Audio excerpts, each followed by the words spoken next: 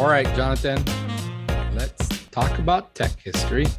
Yes, this week we're doing September 27th through October 3rd. And first up, we have Richard Stallman announces the GNU project. What is GNU project?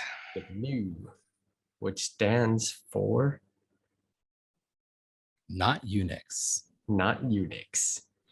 So this was actually like the free software foundation.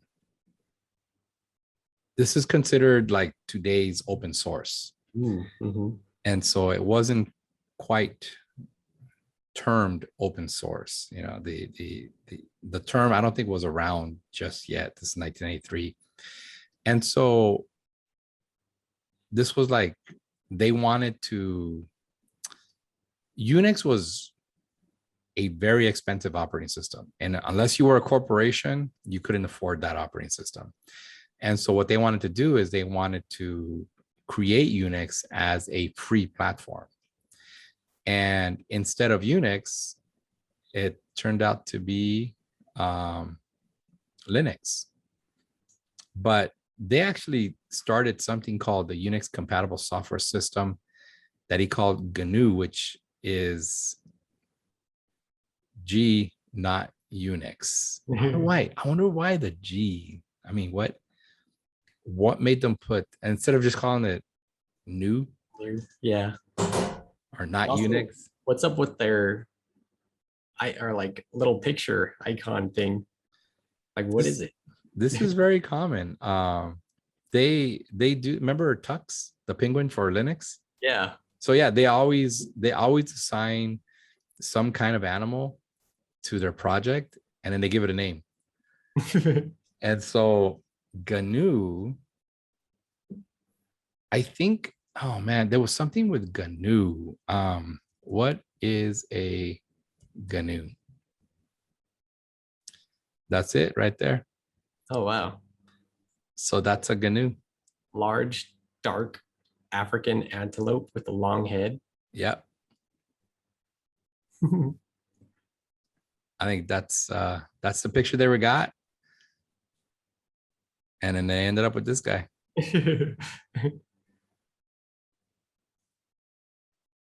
Yep, I like it. Yeah, yeah. It looks just like them.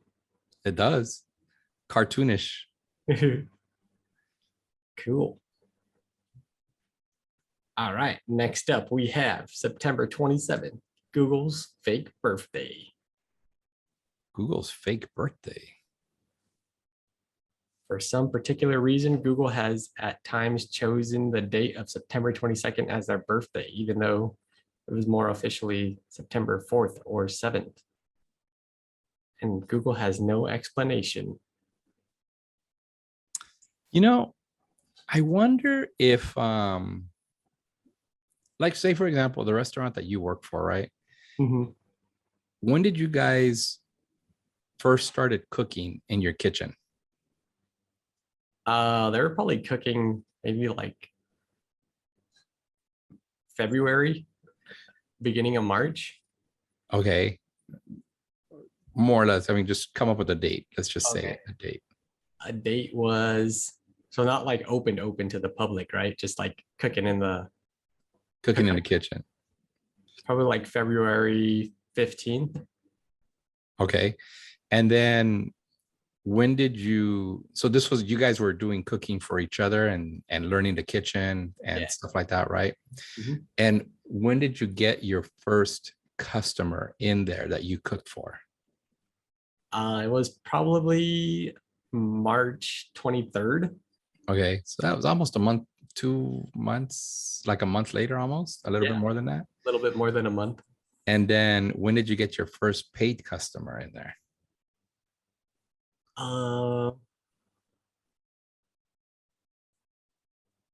It was probably around the same time, like March 30th or something like that. And then when was your grand opening? The grand opening? Yeah. Like, so we had our soft opening that first week. So like it might have been like a week or two after that. So like April something. So So what would you consider the birth date Yeah. of the restaurant? You know, is it when you started cooking, when you first had your non-paid customer, when you first had your first paid customer, the day that you had the soft open, or the day that you had the grand opening? Mhm. I have a feeling that Google went through something like that. Yeah. You know, it was one of those things where it's like, okay, hey, let's get these servers up and running. Let's register the domain. Let's launch the first website. Let's, just the day that they did something. And in the whole process, they probably like, when shall we say our first, it's not like you're dating someone and your first date, the first time, it's not the first time that you speak to someone, but it's like the first time that you officially say, hey, let's go on a date. Mhm. And I think you can call that like the official anniversary of the relationship, because you guys agreed. During that whole time, you're just talking. But people kind of like, oh yeah, here's the date that we met, and here's the day that we went out on a first date, and here's the date that was proposed for marriage, and here's our wedding date. So you have all these dates. And so I have a feeling that, just like the soft opening and the grand opening of the restaurant, Google probably went through something similar. Yeah. And so all we know is that September was when they launched. September 1998 was when they launched. But the official date, it's not for sure. Does that make sense? Yeah, that makes sense. Yeah. Because like they're always gonna be continually like growing and like making new stuff. So like when does it stop too? Like Yeah. what if Google becomes something else? Like do they count that as their birth date now? Or Oh, what about ABC Corporation, which is now the corporation that owns Google? yeah. And it's like, when did that start? So yeah, it's yeah. I mean, I think milestones are met, and so they're kind of, maybe they just they just figure these are milestones, and we'll pick these as our birthdays, and we'll just change them around. So All right. Next up, we have September 28th. Apple asks us to think different. Apple asks us to think different. Think different. What does that even mean? Just a little over 2 weeks after naming Steve Jobs interim CEO, Apple launches their Think Different ad campaign, designed to reintroduce the Apple brand. So this was a symbolic start of Apple's resurgence from near collapse in the 1990s into the most valuable company in the world. I have to admit, man, the way that they came up with products, it wasn't like they took what the people were asking for. They actually said, no, people don't know what they need. Mhm. They know what they want, but they don't know what they need. And Apple's way of thinking was, let's create products that they didn't know they needed until they saw it. So that was their way of thinking different. Yeah. Cool. Next up, we have September 29th, Microsoft Word 1.0 for DOS. These are the floppy disks that we were talking about earlier. Yeah. Floppies. Yeah, these were the 5.25-inch disks. For use with MS-DOS compatible systems. Yeah, so you would plug this in, and it wasn't anything that it's definitely nothing that is, you look at Word today, and that looks nothing like Word. It looks like an old antiquated, system that maybe a caveman would use back then. Yeah, and that mouse too. You had to get your own mouse. PC World magazine making first time floppy disks, which included with the magazine. Wow. That was back in the days where it actually came with a manual, because you didn't have Google to search. Now, I mean, you just release something and it's just kind of intuitive nowadays. Back then, it wasn't any intuition. There wasn't anything that was like ubiquitous, like the right click. Everybody knows the right click on the mouse, right? Everybody knows click and drag. Those are all ubiquitous when it comes to working with a computer. But back then, that wasn't, you actually had to write instructions for people to be able to do that. And so that's crazy. Yeah. Man, that's nostalgia right there. All right. Next up, we have September 30th. Ethernet is drafted. Ethernet. Digital, Intel, and Xerox released version 1 of the Ethernet specification. Yeah, we have a running joke in the industry, and a lot of the young developers don't get it, but a lot of the older developers get it. They're like, hey, if the Ethernet goes down, then use the sneaker net. In other words, make a copy on a little thumb drive and run it over to wherever you need it to get. Like, don't depend on the Ethernet. But the sneaker net is never fails. That's funny. Yeah, it's funny that they came up with this. So this is an RJ45 jack, and the telephone uses an RJ11. So it's interesting that they actually chose like something similar to the phone jack for communication. And the colors of those wires actually go connected in a specific way as you put them in there. Otherwise, Ethernet doesn't work because of the communication. And it's only 4 wires that work, yet it has 2, 4, 6, 8 of them. Only 4 wires work. So I don't know why they came up with the other ones. Cool. All right. Next up, we have October 1st, the first CD player. Man, look at that. Weren't we talking about CDs earlier? We're talking about with AOL. AOL, yeah. Man, that's a big honking machine.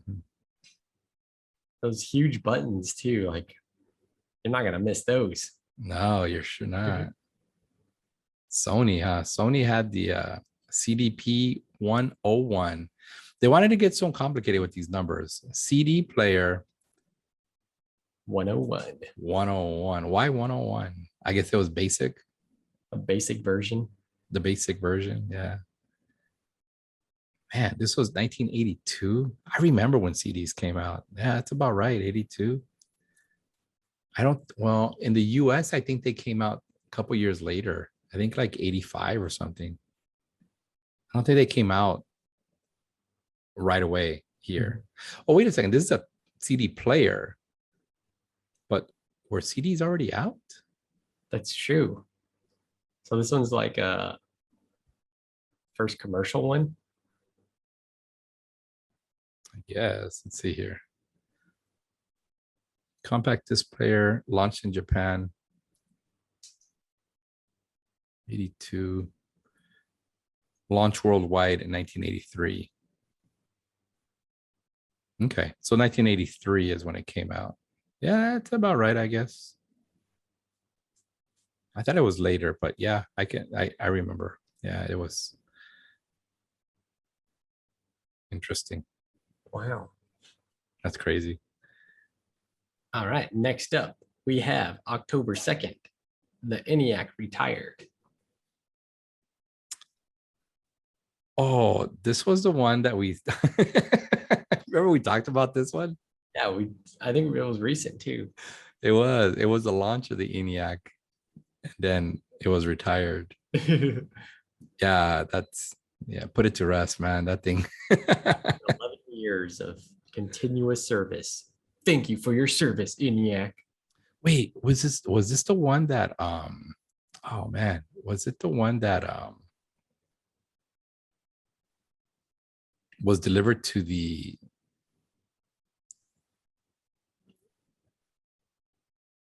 Oh, this doesn't. Yeah, 1946, 1955.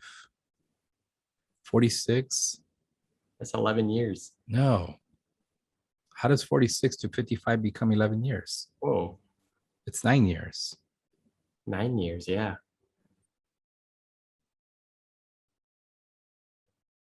We found a mistake. Yeah. Yeah, this was yeah, it's 9 years. Well, after 11 years of continuous service. Yeah, I guess. Retired from service. Goodbye, Eniac. Yeah, we were making fun of all the wires and stuff, and it was like, what the heck? Like that thing's a mess. Convoluted. Where's the monitor? Where's the keyboard? Where's the mouse? It's like writing stuff down. I know. That is crazy. I couldn't imagine programming back then. Cool. What else? I think that's it. I don't know what a transistor is. Oh, let's go look at that. All right, October 3rd, the transistor patented. So, AT&T Bell Laboratories researcher John Bardeen, Walter Barton, William Shockley received a U.S. patent for their invention of the transistor, which has successfully demonstrated. Oh, you remember we had this last in our last segment of the transistor. It was like some antiquated. Oh man, I got to bring it up now. It was last week. I think we talked about it. Let's see here. Unveils Nano 12 years. Oh no, it was the integrated circuit. It was the integrated circuit. It wasn't a transistor. That's what it was. So what is a transistor? What is it? Transistor computing. Let's go to a quick. What is a transistor? Ah, look at this. Semiconductor device that used to amplify or switch electronic signals to electrical power. Mm-hmm. Cool. The thermothyroid triode or the vacuum tube. Yeah, so all these transistors were inside vacuum tubes, was it? Looks like it was. Wow, look at this. Experimental Filco mark. And then they finally got to production model. Close-up views. Wow, look at this. Philip Corporation. Interesting. Cool. That's our computers. Nowadays, they're all filled with transistors. Wow. All right. Pretty neat. That was it for tech history this week. Excellent. Until next time. Peace out.